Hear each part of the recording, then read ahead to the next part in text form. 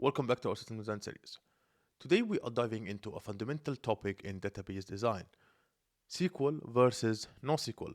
Choosing the right type of database is crucial for building scalable, efficient, and reliable systems, and I would say it's one of the key points for any developer to be succeeded in his or her system design interviews.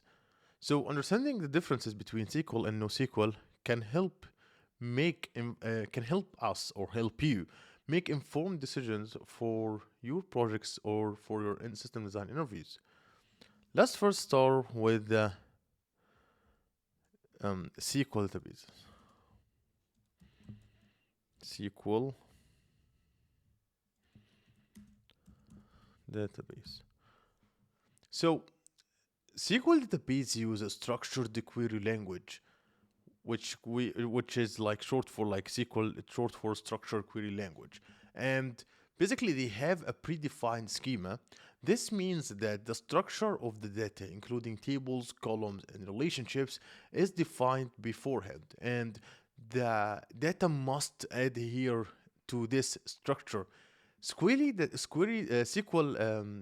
databases are typically relational databases, meaning that they store data in tables with rows and columns, and they are excellent for representing relationships between different entities. Let's try to understand when to use your SQL databases. First, if we have like a complex queries, yeah. SQL databases are powerful for running complex queries that involve multiple tables and relationships.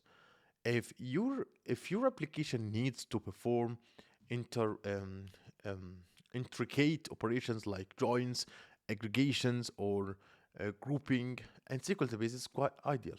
The second thing we try to use a SQL for is using the ACID compliance or the ACID properties. SQL databases are ACID compliant or had the ACID properties, meaning they provide the A for the automaticity, C consistency, I isolation, and D for durability. This means or this ensures data validity and reliability and integrity, making SQL databases are a great choice for high-stake transactions such as financial systems where data integrity is critical. Number three, we have the structured structured data.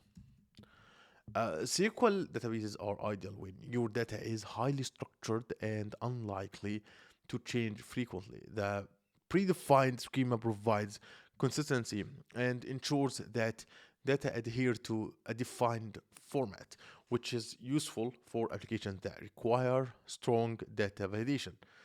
Example of databases, SQL databases like MySQL, Postgres, etc. Yeah. And the pros of it, we have data integrity, power for query, mature technology, because SQL databases have been like around for decades. The cons of it, like scalability limitations, because scaling SQL databases horizontally, adding more servers, can be quite not that easy. We have a rigid schema. The predefined schema can make it difficult to adapt to changes in the data structure. So, and also in context of system design interviews, I would say by default, in your any system design interview, you will go with SQL databases. Maybe you have some cases when it doesn't work for you to go with SQL databases. First, if you have a huge amount of data, and I'm talking like if you have like a chat application, you have like millions and billions of messages every day. So if you have a huge amount of data, NoSQL could be better choice. Also, if the schema is like is there is no defined schema, or like there is no understandable relationships between the data. If also if the SQL if the data is semi-structured or not structured, basically using SQL is not that good idea. Also, what else? I would say this is what comes to my mind. If anything else come to my mind, I will just say it. Let's try to talk with about NoSQL. NoSQL databases are more flexible and scalable compared to traditional SQL databases. They do not have a fixed schema, allowing for greater flexibility in how data is stored. NoSQL databases are well suited for non-relational data modules and can handle structured or semi-structured or unstructured data. They come in several types, such as document stores, key value stores, column family stores, and graph databases. And let's try to understand when to use databases in SQL, NoSQL databases in system design in general. First, if you have a big data, like NoSQL databases are designed to handle large volumes of data where it's structured or unstructured. They efficiently manage big data applications where scalability and flexibility are quite crucial. The second thing, rapid development. The development. The schema-less nature of NoSQL databases makes them ideal for projects with rapid development needs. You can quickly iterate and make changes without having to modify the schema, allowing for faster development.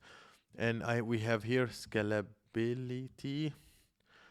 NoSQL databases are designed to scale horizontally, meaning you can easily add more servers to distribute data and handle increased load. This makes them perfect for applications that need to grow quickly and handle high volumes of traffic. Examples of NoSQL databases like MongoDB, Cassandra, and Redis.